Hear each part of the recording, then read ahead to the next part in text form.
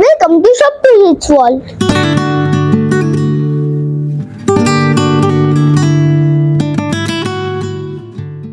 বন্ধুরা, welcome to সপ্তাজিৎস world.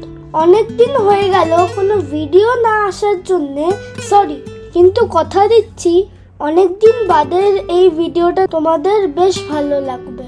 আজকে আমি তোমাদের নিয়ে যাচ্ছি উড়িষ্যার গোপালপুর অনসিয়ের Mayfair palm beach resort. Kolkata থেকে বাই রোড আমরা NH-16 ধরে সোজা চলে এলাম পুরীতে এক রাত থেকে আমরা পরের দিন সকালে রওনা হলাম গোপালপুরের দিকে। মেফেয়ারে এই আমাদের প্রথম আসা, আর প্রথমবারেই জায়গাটা মন ছুঁয়ে নিল। এইখানে আসলেই বোঝা যায় যে এইটা একটা হেরিটেজ প্রপার্টি। অনেক ফেমাস লোকেদের পায়ের ধুলো পড়েছে এখানে, যেমন সত্যজিৎ রায়, অটল বিহারী বাজপেয়ী, জওহরলাল নেহরু, ইন্দিরা গান্ধী এবং আরো অনেকে। আমি তো ভাবতেই পারছি না। সুন্দর স্টাফ দিদিরা আমাদের বরণ করলো সি শেলসের মালা দিয়ে আর একটা ওয়েলকাম ফ্রুট ড্রিঙ্ক দিয়ে। দারুণ। আমরা এখানে থাকবো 4 দিন, আর সেই 4 দিন হবে খুব মেমোরেবল 4 দিন। মামা মামির উদ্যোগে এখানে আসা কারণ হলো আমার বাবা মার 10th ম্যারেজ অ্যানিভার্সারি সেলিব্রেশন। এসো এবার রুমটা দেখে নি।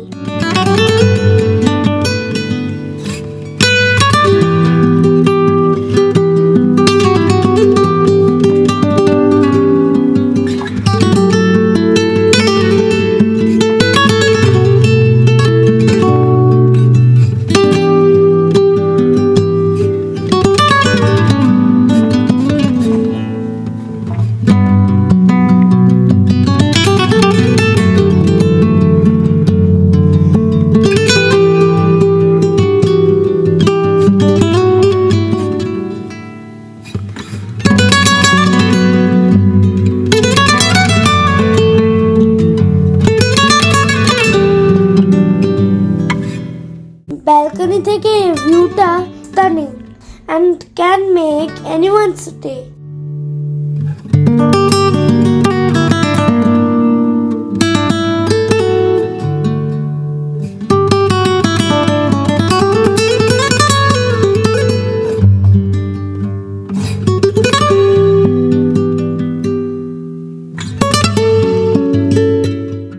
ইভিনিং এ এখানে কমপ্লিমেন্টারি টি, বিস্কিটস আর মুড়ি মাখা পাওয়া যায়।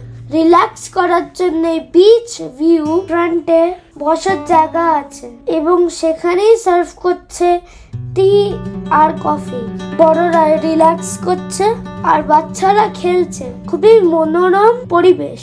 এখানে প্রত্যেক রাতে থিয়েটারে একটা করে মুভি দেখানো হয়, তাই রাতে মুভি দেখে ডিনার সেরে আমরা ঘুমিয়ে পড়লাম। পরের দিন ফ্রেশ হয়ে আমরা চলে এলাম ব্রেকফাস্ট করতে। এখানে স্প্রেডটা এত যে এর উপর একটা আলাদা ভিডিও হয়ে যেতে পারে। যাই হোক, তোমাদের শর্টে দেখাই।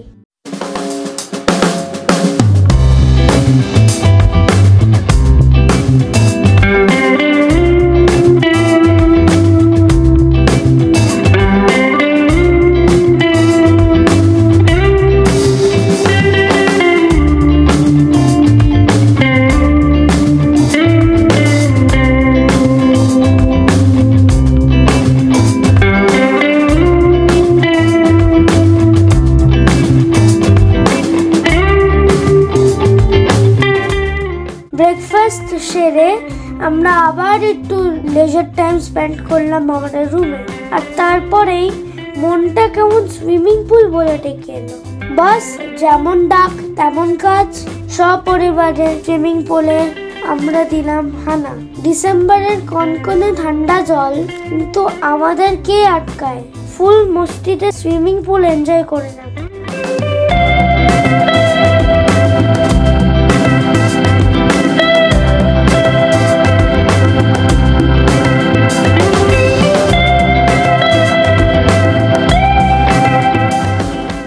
ইভিনিং এ মামা আর মামি আনন্দে ডান্স করতে লাগলো। जब हम चले हो गया ये दिल दीवाना।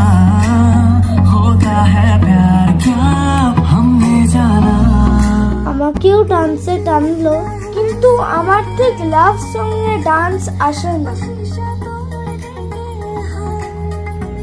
তাই আমি একটু স্পয়েল স্পোর্ট হয়ে গেছি।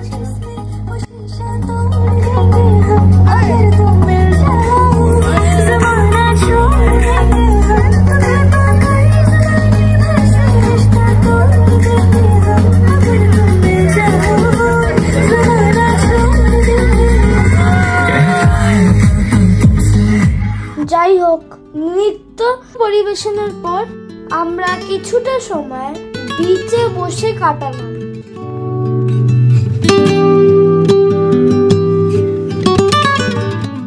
আর দেখলাম বিচের প্রাণ সেই কাঁকড়াগুলো পিলপিল করছে।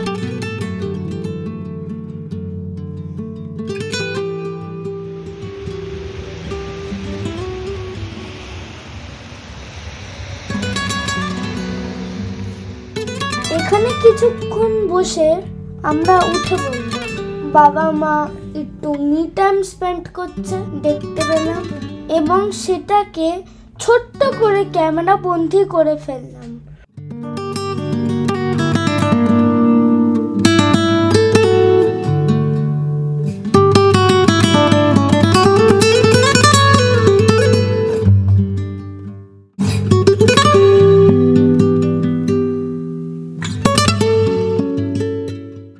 বিচে বসা ছাড়াও এখানে আরো অনেক কিছু করার আছে, যেমন এখানকার গেমস পয়েন্ট। এখানে pool, table tennis, football, chess, ludo ইত্যাদি আছে। একদম ছোট বাচ্চাদের জন্য খেলার জায়গা আছে। খুবই অ্যামেজিং এই জায়গা, উইথ ফুল অফ অ্যামিউজমেন্ট। এখানে একটু সময় কাটানো ইজ আ মাস্ট।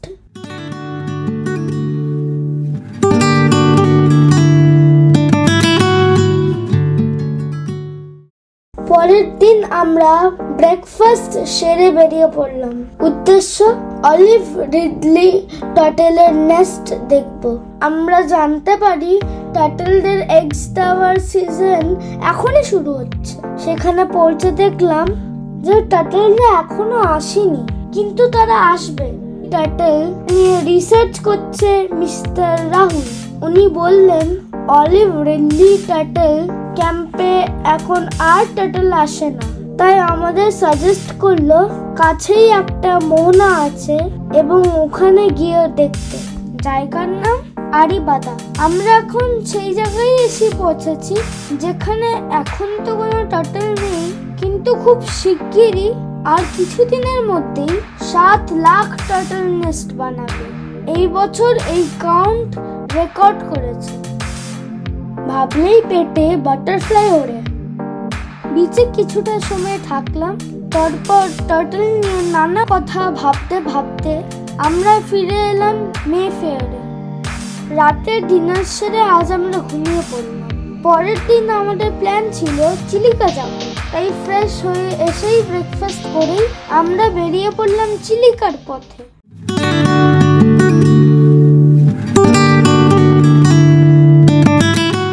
এই জায়গার নাম হলো রম্ভা। চিলিকাতে সকালটা পাখির গুঞ্জনে ভরে উঠেছিল।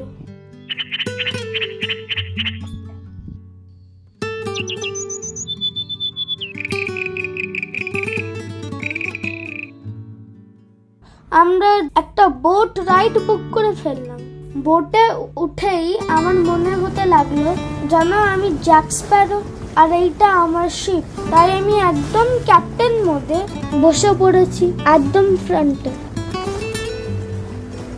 বোটে করে কিছুটা দূর যেতেই আমরা জলের মাঝে এক অদ্ভুত স্ট্রাকচার দেখতে পেলাম, যার সাথে কোনো ল্যান্ডের কানেকশন ছিল না।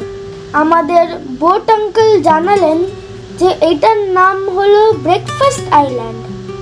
এই আইল্যান্ড অনেক বছর আগে খালিকোটের রাজা বানিয়েছিলেন এবং পরে এসে 1791-এ গঞ্জাম ডিস্ট্রিক্টের কালেক্টর থমাস স্নডগ্রাস ব্যবহার করতেন এবং এখানে প্রায় একান্তে ব্রেকফাস্ট করতে আসতেন।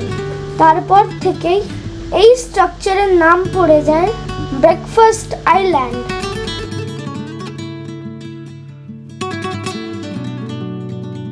কিছুটা দূরে যাওয়ার পর আমার টয়লেট পেয়ে গেল, তাই বোট আঙ্কেল একটা আইল্যান্ডে বোট হল্ট করলো। বোটের ভটভট আওয়াজ বন্ধ হতেই আমরা টের পেলাম যে এখানের এনভায়রনমেন্ট খুবই সাইলেন্ট এবং বিভিন্ন পাখিদের আওয়াজ শোনা যাচ্ছে। একটা পাখি তো আমার সাথে সুরে সুর মেলাতে শুরু করে দিল। কথা বলছে তোর সাথে কথা।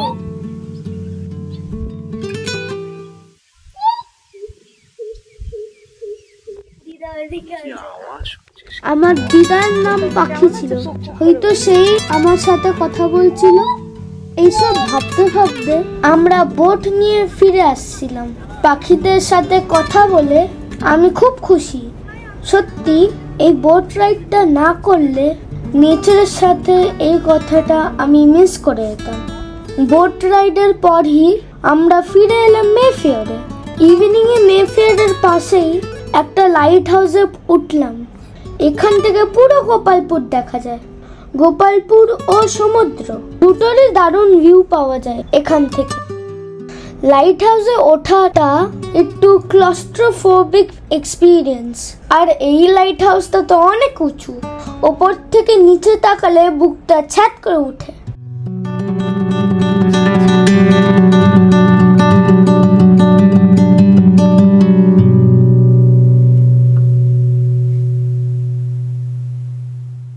পরের দিন সকালে আমরা সবাই একটু বিচে ঘুরলাম,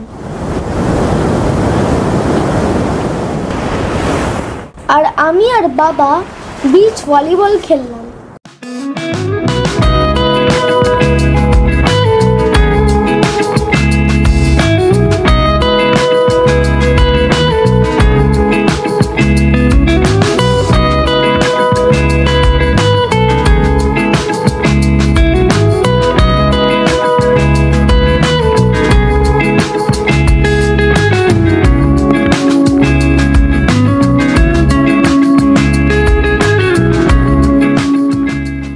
জিমে একটু এক্সারসাইজও করলাম।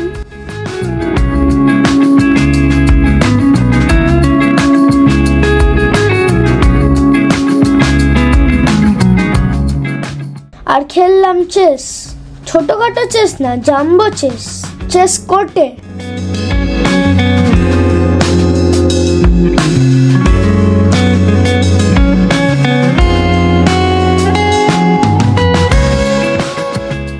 বাহ মেফেয়ার, সত্যি 4 দিন কিভাবে কেটে গেল বুঝতেই পারলাম না। মেফেয়ারে আমাদের সময় খুব ভালো কেটেছে, আবার এখানে আসবো এমনই ইচ্ছা নিয়ে। এবারের মতন টাটা।